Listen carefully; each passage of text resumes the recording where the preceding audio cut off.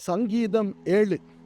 பெஞ்சமீனியனாகிய கூஷ் என்பவனுடைய வார்த்தைகளின் நிமித்தம் தாவீது கர்த்தரை நோக்கி பாடின சிகாயோன் என்னும் சங்கீதம். என் தேவனாகிய கர்த்தாவே, உம்மை நம்பியிருக்கிறேன். என்னை துன்பப்படுத்துகிறவர்கள் எல்லாருக்கும் என்னை விலக்கி ரட்சியும். சத்துரு சிங்கம் போல என் ஆத்துமாவை பிடித்து கொண்டு போய் விடுவிக்கிறவன் இல்லாமையால் அதை பீறாதபடிக்கு என்னை தப்புவீன்.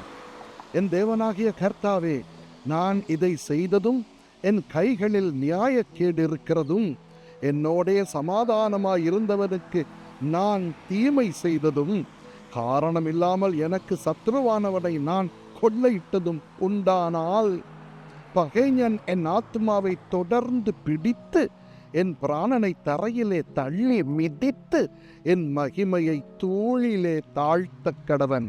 கர்த்தாவே, நீர் உம்முடைய கோபத்தில் எழுந்திருந்து என் சத்துருக்களுடைய மூர்க்கங்களின் நிமித்தம் உம்மை உயர்த்தி எனக்காக விழித்து கொள்ளும். நியாய தீர்ப்பை நியமித்திருக்கிறீரே, ஜனக்கூட்டம் உம்மை சூழ்ந்து கொள்ளும். அவர்களுக்காக திரும்பவும் உன்னதத்திற்கு எழுந்தருளும். கர்த்தர் ஜனங்களுக்கு நியாயம் செய்வார். கர்த்தாவே, என் நீதியின்படியும் என்னில் உள்ள உண்மையின்படியும் எனக்கு நியாயம் செய்யும். துன்மார்க்கனுடைய பொல்லாங்கை ஒழிய பண்ணும். நீதிமானை ஸ்திரப்படுத்துவீராக. நீதியுள்ளவராய் இருக்கிற தேவரீர் இருதயங்களையும் உள்ளிந்திரியங்களையும் சோதித்தருகிறவர். செம்மையான இருதயம் உள்ளவர்களை இரட்சிக்கிற தேவனிடத்தில் என் கேடகம் இருக்கிறது. தேவன் நீதியுள்ள நியாயாதிபதி. அவர் நாள்தோறும் பாவியின் மேல் சின்னங்கொள்ளுகிற தேவன்.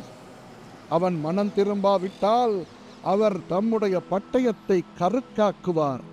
அவர் தம்முடைய வில்லை நாணேற்றி அதை ஆயத்தப்படுத்தி இருக்கிறார். அவனுக்கு மரணாயுதங்களை ஆயத்தம் பண்ணினார். தம்முடைய அம்புகளை அக்கினி அம்புகளாக்கினார்.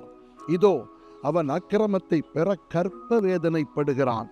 தீவினையை கற்பந்தரித்து பொய்யை பெறுகிறான். குழியை வெட்டி அதை ஆழமாக்கினான்.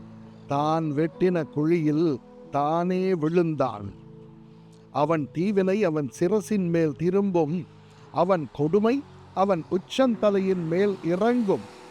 நான் கர்த்தரை அவருடைய நீதியின்படி துதித்து உன்னதமான கர்த்தருடைய நாமத்தை கீர்த்தனம் பண்ணுவேன். ஆமென்.